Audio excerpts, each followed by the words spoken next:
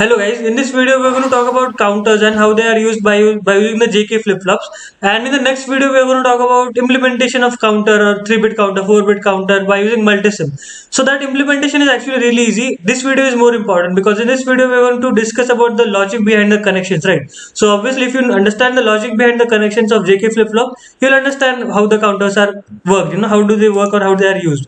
So if you see the truth table of JK flip-flop, when the clock is 1, we are going to use this case, that is the toggling case, that is the running case. So basically the Q is going to be from 0 1 0 1. It is going to be like a clock. So by toggle, what do they mean is it is going to be like this, right? So Q is going to, suppose this is Q, the output, it is going to be like this. For some time it will be 0, for some time it will be 1, and so on. And Q bar is going to be exactly opposite. So it will be, so this was Q and this is Q bar. I'm writing with a mouse, so obviously my handwriting is going to be bad. So this is going to be 1, then this is going to be 0, then again 1, and then 0. Basically they are the opposites of each other. But for up counter, by up counter what do I mean is I want to count from 0 1 and 2 and so on. By down counter, what I mean is it will go from 9 8 7 6 up to 0. But I'm going to just implement up counter in this video, so let us talk about it. So from 0 1 and 2, so for that we'll just use Q. We don't need Q bar for that, for up counter. So that was about it. The JK flip-flop, the toggling case which we are going to use, we are not going to use the other cases. So by toggling we are going to connect J and K to 1. So that are easy things, right? So 1 means VCC, or you can connect them to 1 directly, but I'll just connect them to VCC, that is J and K are going to be connected to 1, so that we get the toggling case. And these two connections are preset and clear. So by preset and clear, what do they mean? So they are 2 bits, right? So they can have these many values, 0 0 0 1 1 0 and 1 1. So as you can see, they are active low because of this symbol, right? So they are active low. So for them to be active low, whenever we connect them to 1 and 1, they are going to work according to the clock, and we are going to get the desired output according to the clock. If we connect them to 0 0, then it is a not used condition. You can see about the preset and clear more, but I'm not going to talk about that more because it's not that important for now. So, and these two conditions also have some specific meaning, but we are not going to use all these 3 cases. We are just going to connect them to 1 and 1, so that it will work according to the clock and give us our output, right? So preset and clear will be connected to 1, which is VCC in this case. And now the important thing is clock. So you can use the digital clock or the function generator or whatever you want. This thing, you'll just connect it to the clock, which is obvious, which will have waveform something like this. So, and after that, obviously, and see, JK flip-flop is triggered by falling edge, right? So whenever whenever it sees the falling edge, it will toggle basically. So the Q output is going to be according to that. So I'm going to actually implement a 2-bit counter, so that I'll just connect the cases as I told you. So J and K will be connected to 1, that is VCC in this case. So J and K, suppose this is VCC, right? J and K is connected to 1. Again, same thing for this thing. So J and K will be connected to 1.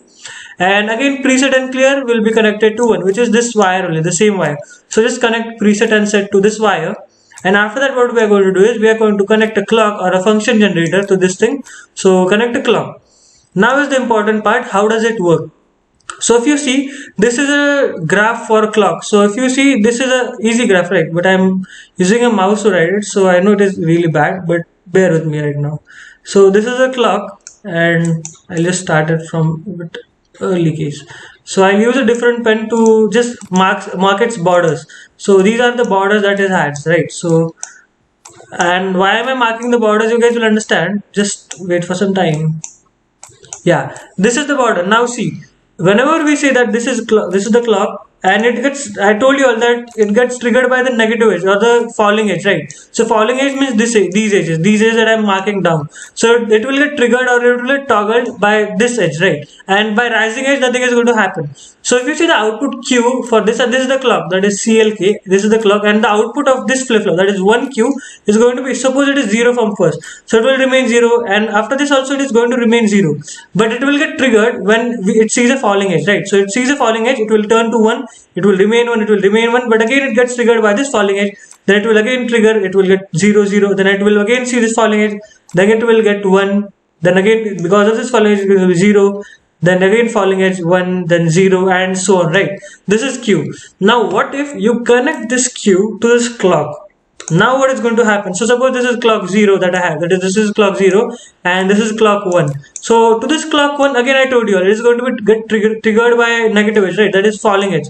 So this is the falling edge, this is the falling edge, this is the falling edge, right? So for that I'll again see clock. Now see what this clock is going to be. This is going to be clock edge because we are going to connect, this is clock 1. Basically Q is going to be connected to clock 1. So now I'll mark the waveform for Q1. So suppose this was Q0, that is this thing. So suppose let us say this is Q0 and let us say this is Q1. So now what is going to be Q1? Q1 is for Q1 this is the clock, right? And it gets triggered by the falling edge. So it is going to be remain 0 0 0. It sees the falling edge, it will get 1. Then again it will be 0 0 0. It will see the falling edge, again it will get triggered and get 0, then 1 and so on. So if you see, I will just mark this thing. So let us say this is Q0 and this is Q1. So this is actually the MSB Q1 and this is going to be LSB. So that is Q0. This value is Q0. This line is Q0. So I'm going to connect one bulb or one probe, whatever, to Q0 and one bulb to Q1. And but remember, Q1 is the MSB, so Q1 should be connected to the left side and Q0 should be connected to the right side if you are going to calculate it. So see, Q0 for some specific amount of time, I'll just change the color again. I hope you can see it. So see, for some amount of time, when a time was 0, so let us start from this case, right? So when time was 0, we are going to mark for Q0 and Q1. So for some amount of time, that is, suppose say for this amount of time, Q0 is 0 and Q1 is also 0. So Q0 is 0 and Q1 is also 0. So after this amount of time, if you see Q0 is turning to 1, so I'll write Q0 is turning to 1, but Q1 is still 0, right? So Q1 is still 0. So we again pass this condition, and after that time, see, from here up to here, if you see Q0 is turning to 0, so Q0 is turning to 0, that is fine.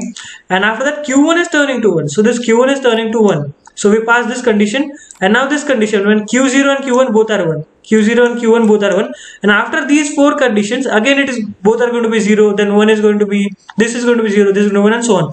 So if you see, if you convert this value in from binary to decimal, this is 0, this is 1, this is 2 and this is 3.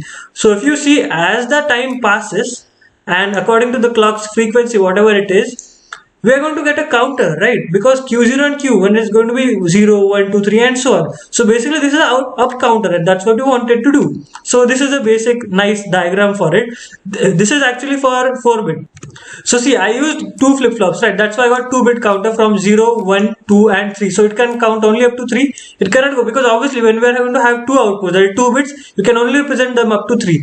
But if you have 3 bits, that is say this Q0, this Q1 and this Q2. Suppose this is Q2, this is Q1 and this is Q0. So I can write Q1, this should be Q2. So this should be Q2, this should be Q1 and this will be Q0. So 3 bits, right? So 3 bits you can go from 0 up to 1 1 1, that is 0 0 0 up to 1 1, that is from 0 up to 9. So for 3 bits you can get from 0 up to 9. For 4 bits you can again go to 15, right? That is 16 values, that is 0 from 0 to 15. So this is a 4-bit, so this is going to be Q3 and it is a 4-bit counter. And I think you guys understood it, because if I mark the lines like this, it is basically the frequencies, or you can mark them, right? So suppose this is a time period, then what will happen to the frequency, that is not important because we are going to discuss in the multisim now.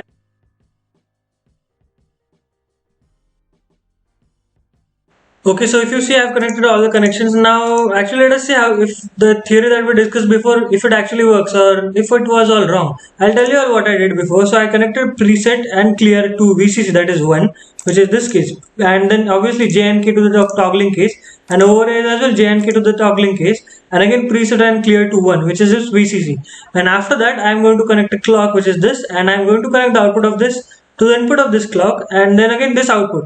So as I told you all, this Q0 and this is suppose Q1. So I told you all that this Q0 is going to be the LSB value and this Q1 is going to be MSB. So if you remember, for MSB we'll connect it to the left side so that we can just identify the decimal values, right? We can convert it easily. We can connect it to the right side obviously, but it is more easy to identify. So this is MSB, right? And this is LSB. So LSB is going to be connected to Q0 and this Q1. This Q0 and Q1 is whatever notations you have, but just remember that this connection, whatever is at the rightmost side in this block, this is going to be the MSB value, and this is going to be the LSB value, right? So now let us just run it and see what happens. So if you see, okay, so this is, we are not able to guess what is happening, so I'll just stop it. For that we'll have to change the frequency. So identifiable frequency, I'll just decrease it because 1k is too much. I'll just say 5 hertz is fine, right? And I'll just say okay, and now let's just simulate it and see. So if you see the decimal value, it is 0, this is 1, this is 2, and this is 3. So again it will be 0, then it will be 1, then it will be 2 again, and then it will be 3 again. You can increase the frequency a bit more so that you guys understand more nicely. It is too slow, I guess. So if we write 10 and just stop it and run again, so yeah, I think it is fine now. So 0, so now yeah, 1, that is 0, 1, 2, and 3. That's how it works. It seems like magic, but we know the logic behind it, so that's nice. So that's all from my side. You can subscribe to our channel for more program related content, electronics content, and everything. So that's all. Stay tuned and keep learning.